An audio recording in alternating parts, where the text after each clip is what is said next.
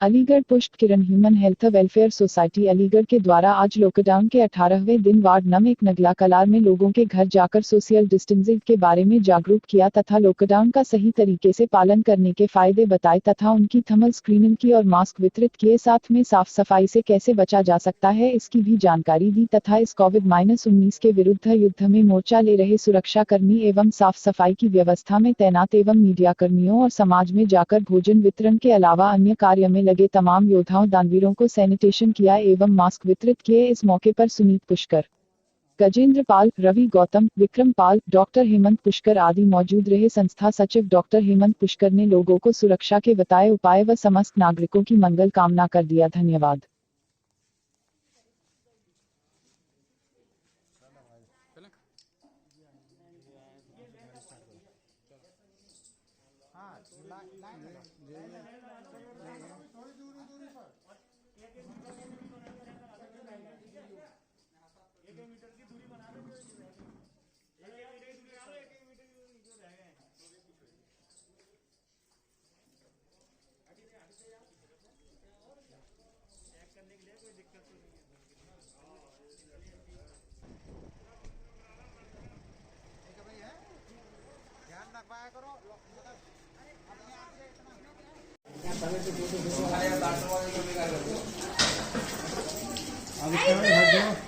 नहीं रहा किसी को, ठीक है।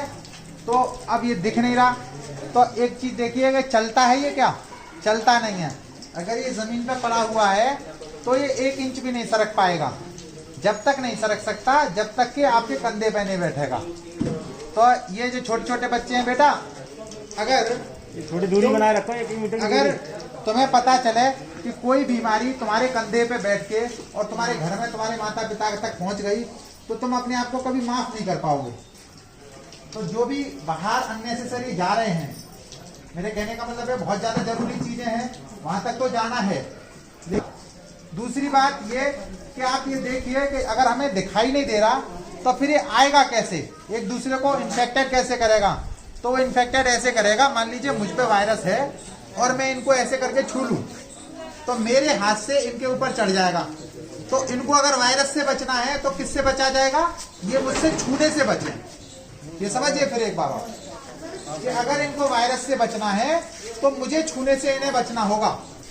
तो सोशल डिस्टेंसिंग का मतलब, सबसे पहले एक बात समझ लीजिए कि सोशल डिस्टेंसिंग का मतलब ये नहीं कि आप किसी के सुख दुख में शामिल ना हो। तो सोशल डिस्टेंसिंग का मतलब ये है कि आप किसी से छूने से बचें। छूने से का मतलब आप जैसे ही मैं इन्हें छूंगा तो मेरे ऊपर अगर कोई वायरस है वो इन पे चढ़ जाएगा और फिर ये अपने घर जाएंगे तो अपने घर में किसी को अफेक्टेड कर देंगे। नौजवान बच्चे ये सोचें कि भैया हमें कुछ नहीं होगा। निश्चित तौर पे आप, ऐसा हो सकता है कि आपकी टॉलरेंस पावर ज्यादा हो, आपकी इसे सहने की शक्ति ज्यादा हो, लेकिन आपके ऊपर अगर बैठकर ये आपके घर चला गया और आपके किसी बच्चे को प्रभावित कर दिया, आपकी माँ, आप अपने आप को कभी जीवन भर माफ नहीं कर पाओगे। दूसरी बात यह है कि हो सकता है कि आपके पास बहुत सारा संसाधन हो, लेकिन एक बार उन गरीब लोगों के लिए भी सोचें। अगर गरीबों की आप मदद करना चाहते हो तो सीधी सीधी है, इस लॉकडाउन का अच्छी तरीके से पालन करोगे तो कम से कम ये लॉकडाउन जल्दी निपट जाएगा और ज्यादा दिन नहीं चलेगा। वाले हैं उनको जल्दी सी सुविधाएं मिल जाएंगी और फिर वो अपने काम पे लौट पाएंगे। तो आप किसी और के लिए नहीं सही, किसी गरीब के आदमी के लिए। और दूसरी बात, डॉक्टरों के लिए या किसी और के लिए आप कुछ करना चाहते हो तो ताली और ये सब चीजें तो हैं, लेकिन इससे बेहतर ये है कि आप सोशल डिस्टेंसिंग का पालन करें और इसको यहीं के यहीं निपटा दें। इसमें खुद का कुछ नहीं है। जब तक ये आपके ऊपर सवार नहीं होगा तब तक ये ताकतवर नहीं होगा, ठीक है। और इसको घर में रहते हुए क्या करना है, बहुत ज्यादा जरूरी नहीं है। आपके पास सैनिटाइजर नहीं है, कोई बात नहीं। सैनिटाइजर उनके लिए जो बाहर घूम रहे हैं, इधर उधर खाना वाना पहुंचा रहे हैं, तो वो सैनिटाइज करेंगे। आप तो घर में किसी भी साबुन से हाथों को दिन में 4-5 बार अपने धोते रहिए। आप लेके जा रहे हैं उससे पहले हाथों को अच्छी तरीके से धोते रहिए।